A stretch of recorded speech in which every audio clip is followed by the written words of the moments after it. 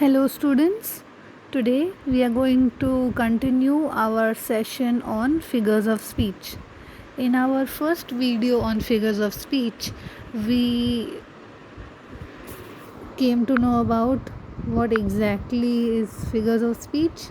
It is the use of a word that diverges from its normal meaning or a phrase with a specialized meaning, and it provides emphasis, freshness of expression, and clarity. Basically, these give the poem a poetic effect. This is what we had studied in the previous session, and we had revised some figures of speech like alliteration, repetition, simile, and metaphor. Let us move on to the next few figures of speech.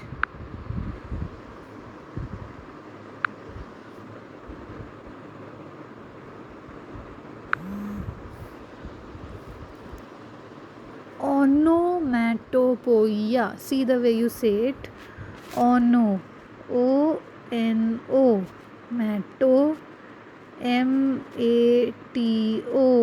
Poia. P-O-E-I-A. Onomatopoeia. A word that imitates the sound it represents. For example, when you bang the door, what sound does it make? So, bang. When you splash some water, what sound does it make? Splash. Here are some examples. Boom. Wow. Oh my god. Oops. Splat. Zap. Pop. Wham. Crash. Paw. Smash. Poof. Bang. What? Haha. Yeah. So these are some examples of onomatopoeia. They make the sound word, they imitate the sound word. Move on to the next figure of speech, that is personification. When you see the word personification, the first half of the word is person. Personification, you give the person qualities when things or objects are referred to as if they are human. Things that are personified are described as though they have senses, moving actions, like humans and like animals. So things are given the quality of humans. For example, the paper was dancing. Can a paper dance? No. The stones were skipping. Can the stones skip? No. Skipping is a human quality. Dancing is a human quality. The wind whispered. Whispered is a human quality. Can the wind whisper? No, the wind cannot whisper. So, dance, skip, and whispered are human qualities. Human qualities given to things. Which are the things? Paper, stones, wind. Let's go to the next slide. Look at this example. The sunlight danced. So the sunlight danced. Dancing is a human action, and that quality has been given to the sunlight. The streets are calling me. Can the streets call you? Do they have a voice or something to call you? No. So giving human qualities to objects or ideas is called personification. Let's move to the next slide. Here, let us all revise some figure of speech from this paragraph. Most of them will be personification, but let us see how to identify which one is personification.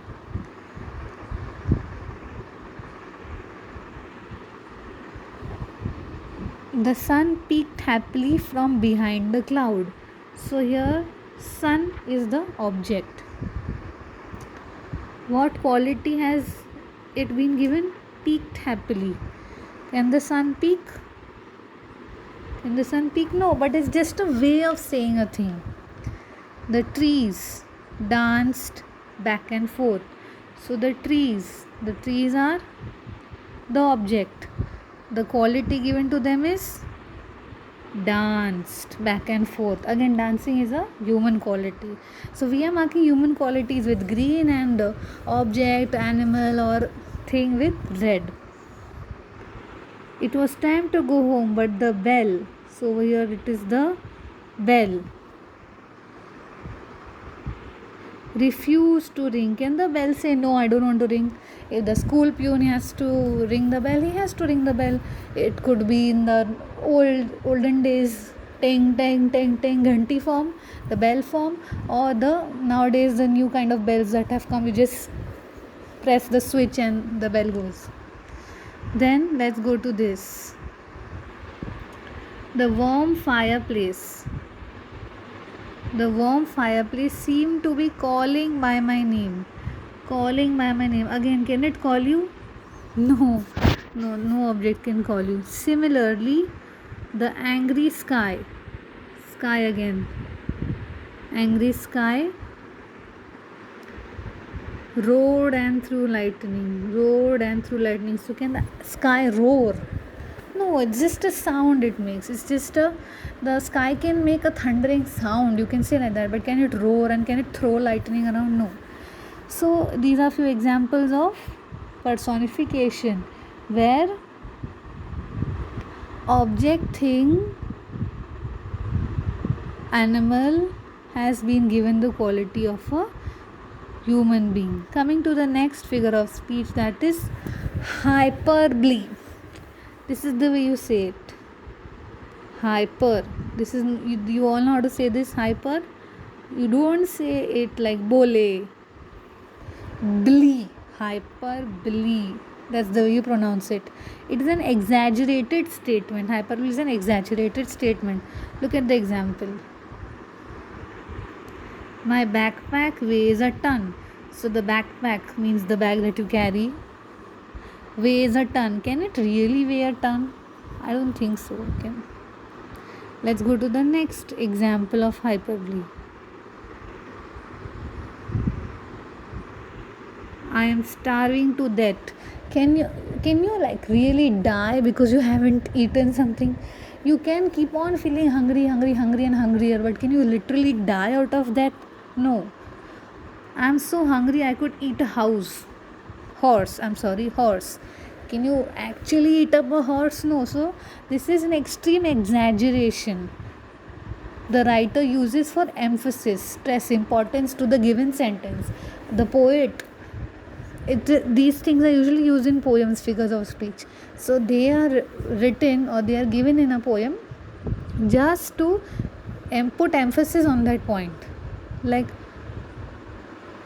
I'm so hungry I could eat a horse. Can you actually eat such a big horse? And can you actually be that hungry? तो मतलब just बात को बढ़ा के बोलने का, just to create an effect. Some more example here.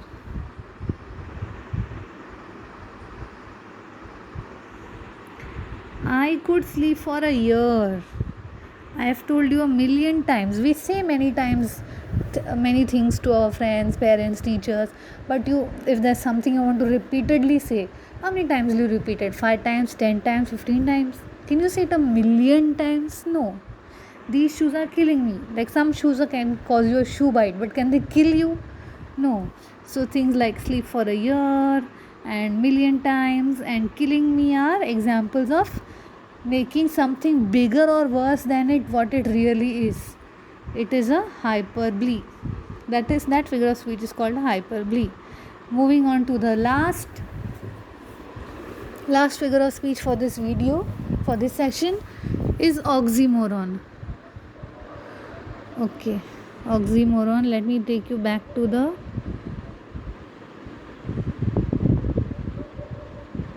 meaning of oxymoron. See, the meaning of oxymoron is a term that combines two contradictory terms. Two opposite terms are used in one sentence. Plastic glasses. Glass means conch. Plastic means plastic. So aren't the opposites? Basically opposites in one sentence. Escaped prisoner. Escaped means you got away with it, but prisoner means you're still stuck. Again, two opposite. Deliberate mistake. Deliberate means purposely. Mistake means it happens by error. Do you do a mistake deliberately? No.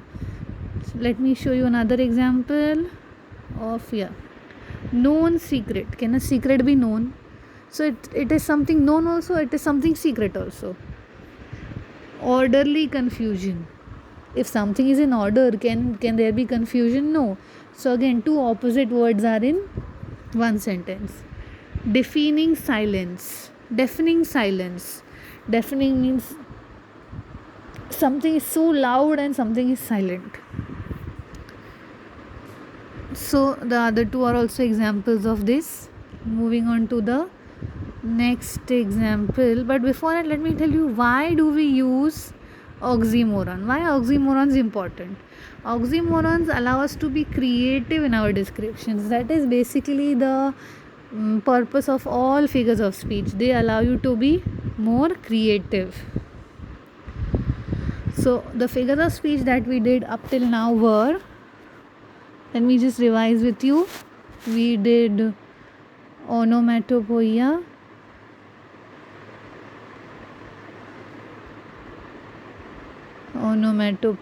I am writing it in two parts because I don't have so much space. Then we did hyperbole, then we did personification,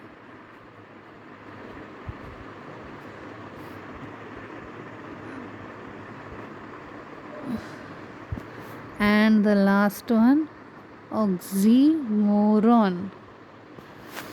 So we did 1, 2, 3, 4. 4 figures of speech. Onomatopoeia, personification, hyperbole, and oxymoron. Go through this video again. In the exam, you will have some sentences and they will tell you identify the figure of speech. It could be all in a jumbled manner. Some will be alliteration, some will be repetition, some will be personification, some will be onomatopoeia.